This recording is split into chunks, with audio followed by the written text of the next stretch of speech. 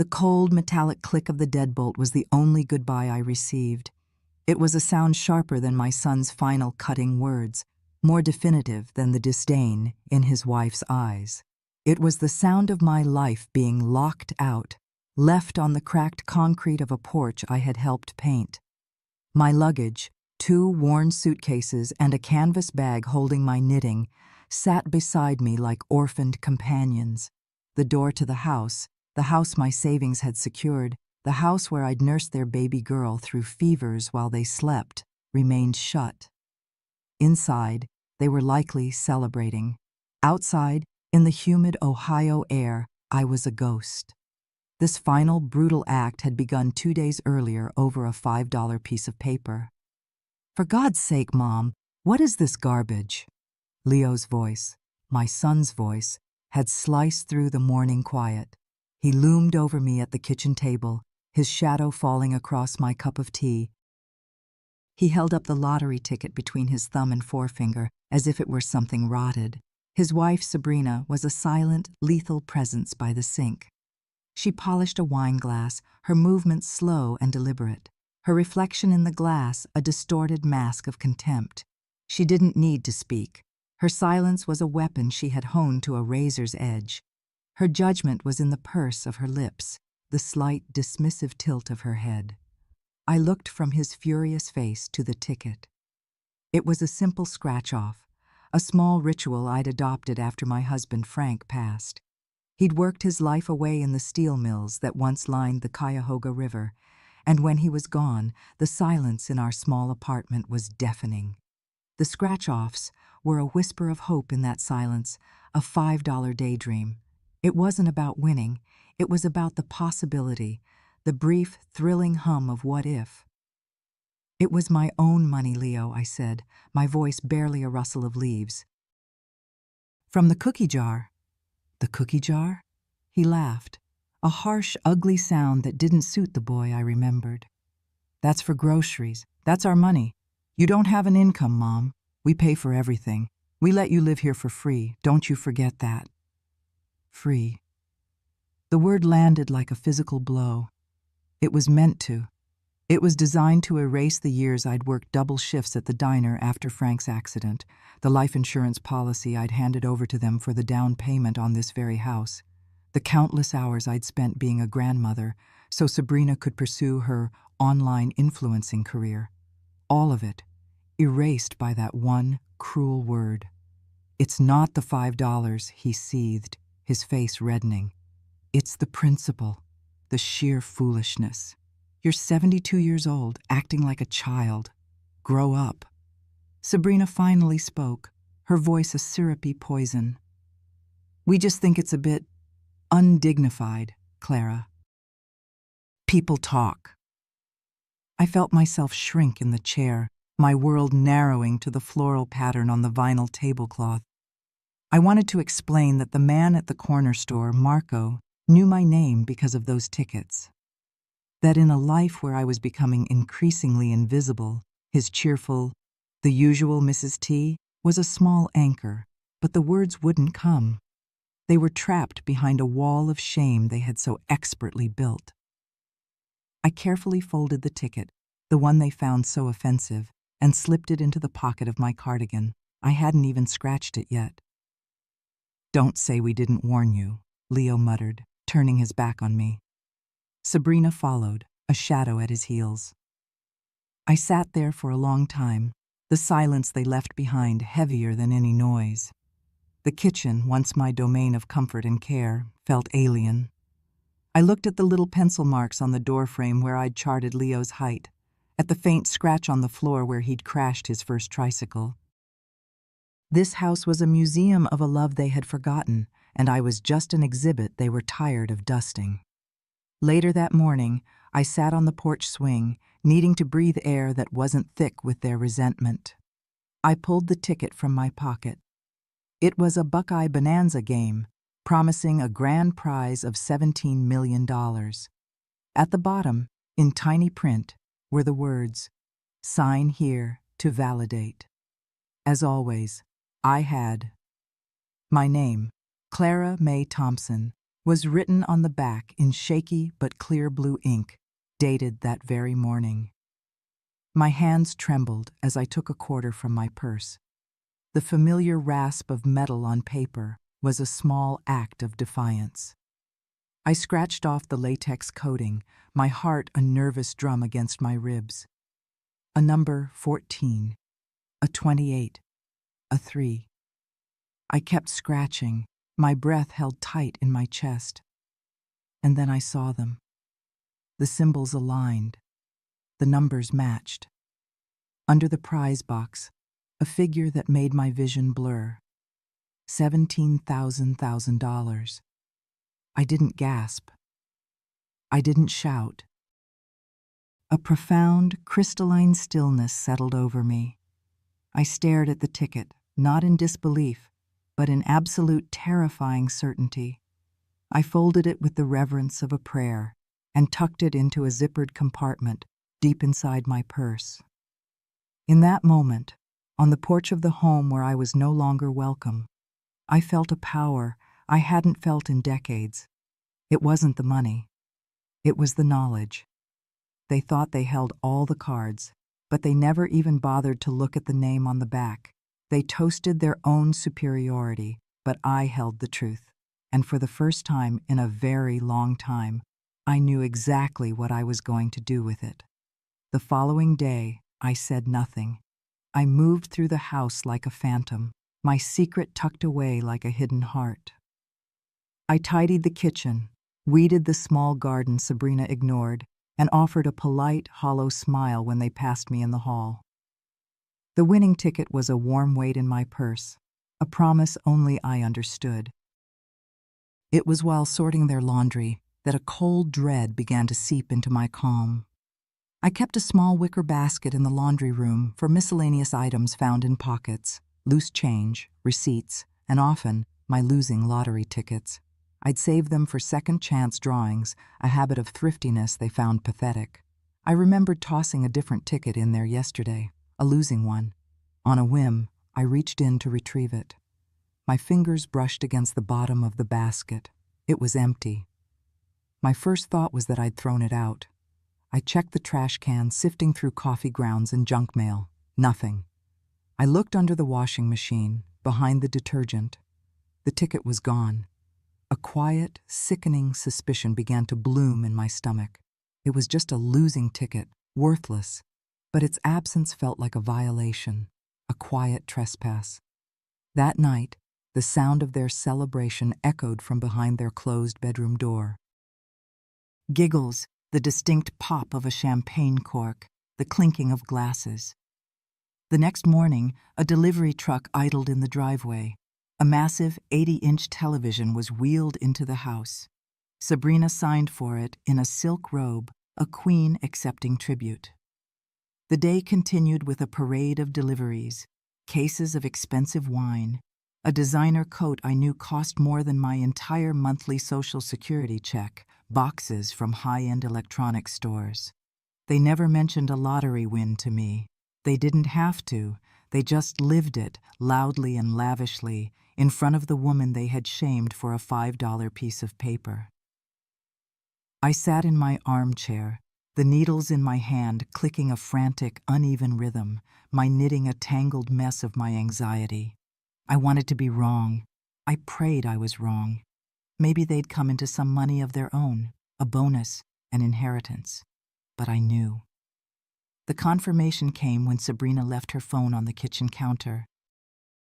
The screen lit up with a text from her sister. The message was a dagger. OMG, Sab, $17 million. Are you seriously not telling the old bat? I froze, my hand hovering over the dish towel. The old bat. That's what I was to them. Not a mother, not a grandmother, just an obstacle. They had found the ticket, the losing one, I realized with a jolt.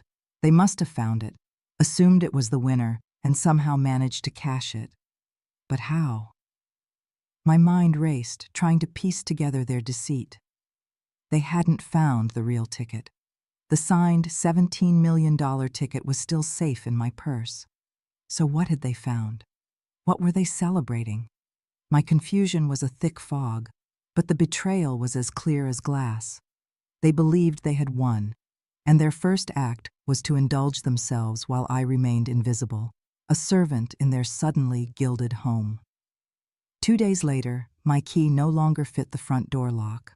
I knocked, my confusion turning to a cold, hard knot of fear. Leo opened the door just a crack. He couldn't meet my eyes. "Mom," he began, his voice low and rehearsed. We need some space. With all the changes, it's just getting crowded." "My things are inside," I stated, my own voice sounding distant. "We packed them for you," Sabrina's voice called from the depths of the house. "They're on the porch." And there they were, the suitcases, the canvas bag, the empty wicker basket sitting on top like a final insult. I didn't plead. I didn't scream. The fight had drained out of me, replaced by a chilling clarity. I picked up my bags and walked to the curb as the deadbolt clicked shut behind me. They didn't offer me a ride. They didn't offer me $1. They just offered me a closed door and the muffled sound of a party I was no longer invited to. They celebrated their supposed luck, but their carelessness was my salvation.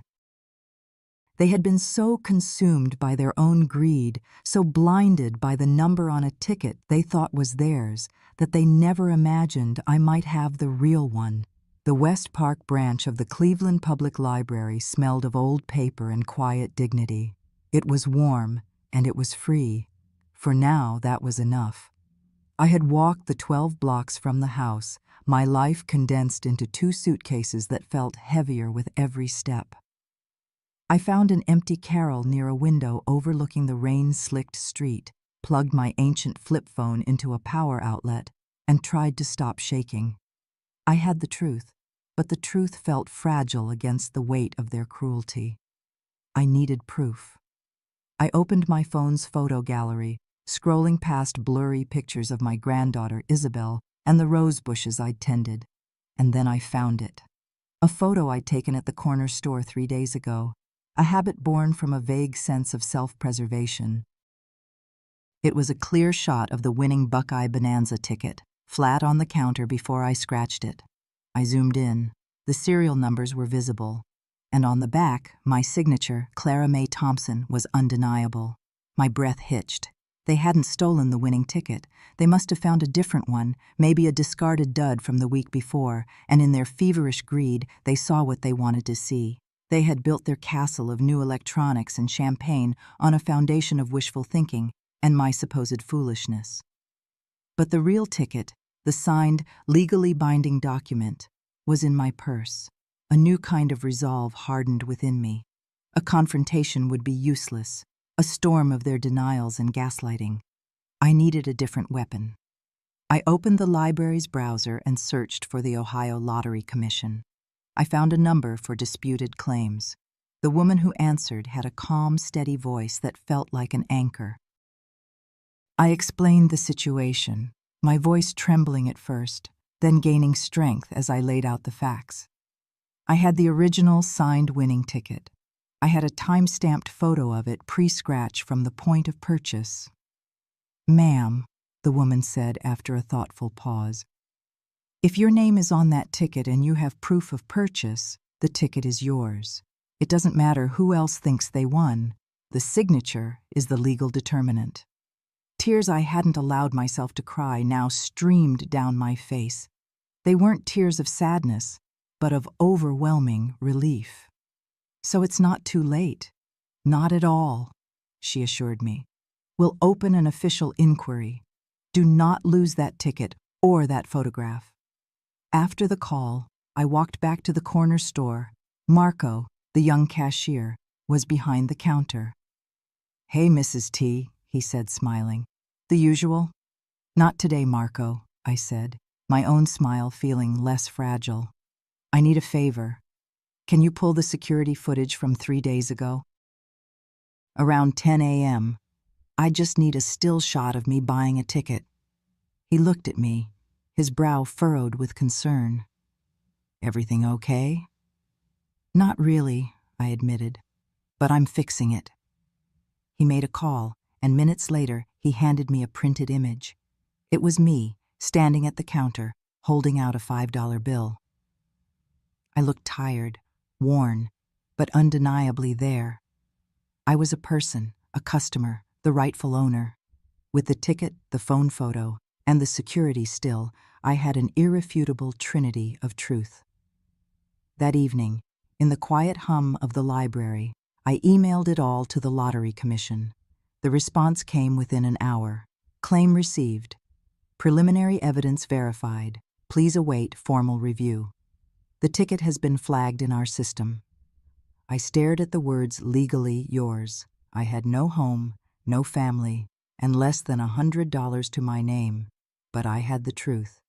And now, so did the state of Ohio. The official email arrived 48 hours later. Dear Ms. Thompson, your identity as the purchaser and signatory of winning ticket by 78B451902 has been verified. You are the rightful claimant of the $17 million prize. Please contact our Columbus office to begin the secure transfer process. Options for anonymity are available. Rightful claimant. I chose the Senior Privacy Clause, a measure designed to protect elderly winners from fraud and exploitation, often from their own families. The irony was not lost on me. Meanwhile, across town, their fantasy was beginning to crumble. My phone, which I'd kept on silent, began to vibrate incessantly. 6 missed calls from Sabrina, 10 from Leo. Then the texts started, a frantic cascade of panic and lies.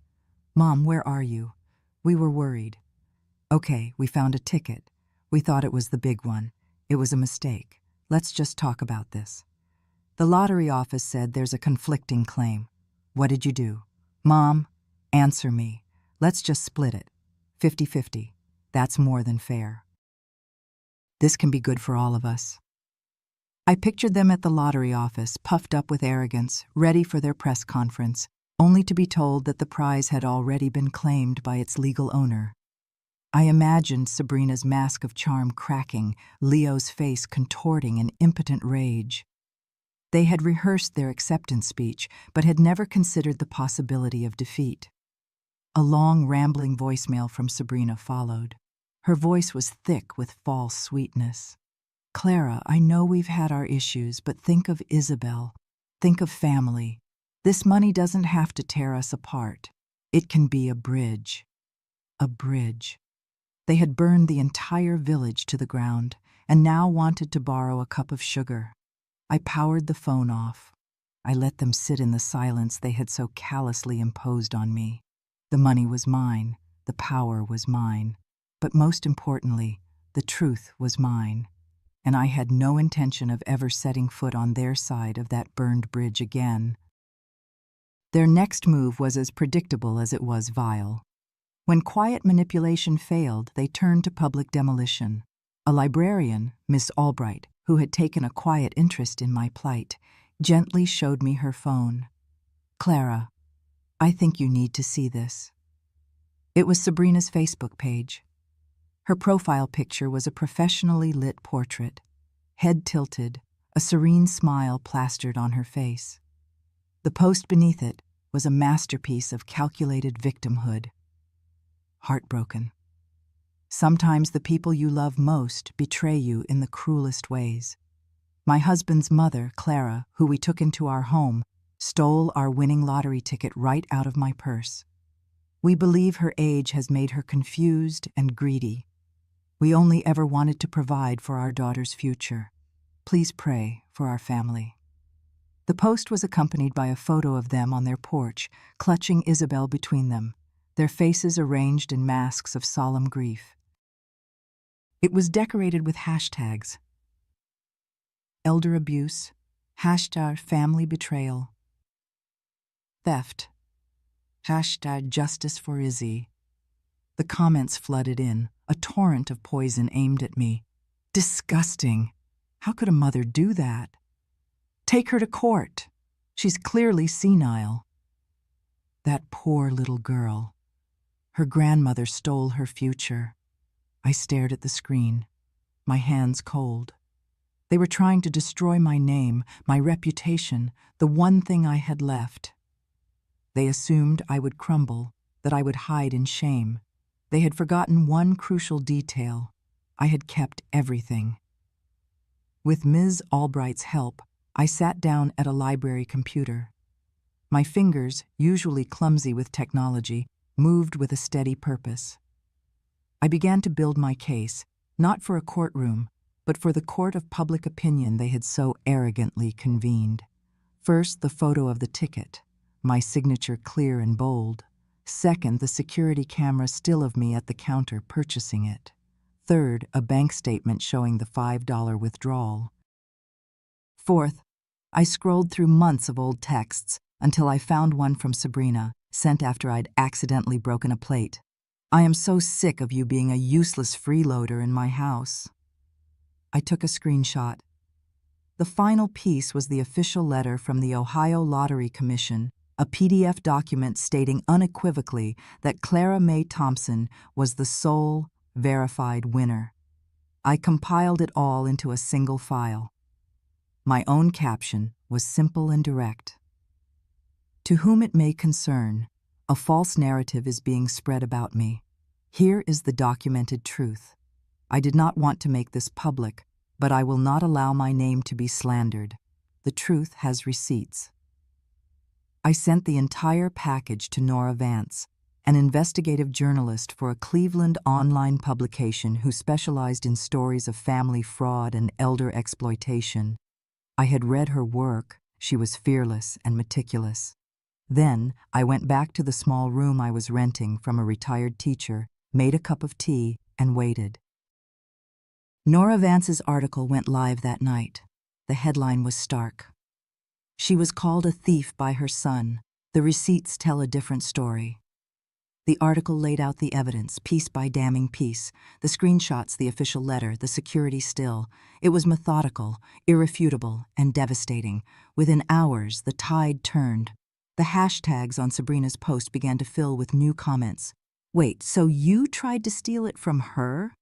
Wad justice for Clara. This is shameful. Wow. You kicked out your own mother and then lied about it. The receipts don't lie." Someone dug up an old comment thread where Sabrina had mocked my knitting, calling it a sad pioneer woman hobby. It was reposted everywhere. The public judgment they had sicked on me turned and devoured them whole. The consequences were swift and brutal. The elite private school Isabel attended had a strict parent code of conduct. Sabrina was quietly asked to resign from her position on the fundraising committee. Neighbors, the Hamiltons, who had once been close friends, suddenly stopped waving.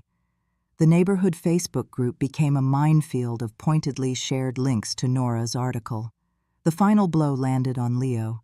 He worked in public relations, a career built on the flimsy scaffolding of perception and reputation. His firm, facing a PR nightmare of its own, issued a public statement. "Our company is committed to the values of integrity and family. The recent information that has come to light regarding the personal conduct of Leo Thompson is in direct conflict with these values. As of today, he is no longer employed with our firm." Within a week, a for sale sign appeared in their yard. Within 2, it was stamped with a red "sold" banner. They deleted their social media accounts, changed their numbers, and vanished. The last I heard of them was a single, unsigned note left in my new mailbox. One sentence was scrawled on it. "You win. We're leaving Ohio." I folded the note and placed it in the same envelope as the lottery ticket. It wasn't a trophy. It was a period at the end of a long, painful sentence. It wasn't joy I felt, but a profound, quiet peace. The storm had passed. The house I bought was a small brick bungalow in a quiet, leafy suburb. It had a porch swing, a garden bed ready for tulips, and a stillness I could breathe. It was mine, paid in full. No one could lock me out of it. On the wall above my favorite armchair, I hung a single framed photo, the security still from Marco's store. In it, I am just a woman buying a lottery ticket, but in my eyes, there's a flicker of something that had been dormant for too long. Hope. Beneath it, I mounted a small hand-carved piece of wood with 4 words burned into it. I cached the truth. Before I left Cleveland, I stopped at the library. I handed Ms. Albright a check. For the library, I said. For new books, or fixing the heat, for being a safe harbor. She hugged me, a genuine warmth that asked for nothing in return. I never looked back. I had no desire to know where they went. That chapter was closed. My healing didn't need their apology. It didn't need their remorse. It just needed peace. One day, a letter arrived, the handwriting unmistakably Leo's. It was a rambling, self-pitying plea for a second chance, for a connection. If not for me, then for Izzy. There was a time that letter would have broken my heart. I would have folded it, cried over it, and allowed myself to hope. But I was not that woman anymore. I took out a simple note card with a sunflower on the front and wrote one line. Forgiveness is something you must find for yourselves. My peace is no longer yours to borrow. I mailed it without a return address. That evening, I sat on my porch, sipping tea infused with mint from my own window box. The sun set, painting the sky in hues of orange and violet. I didn't need revenge. I didn't need to win. Revenge is loud, but dignity is quiet. It's the house you build for yourself after they burn the old one down. It's the garden you plant when they leave you with scorched earth.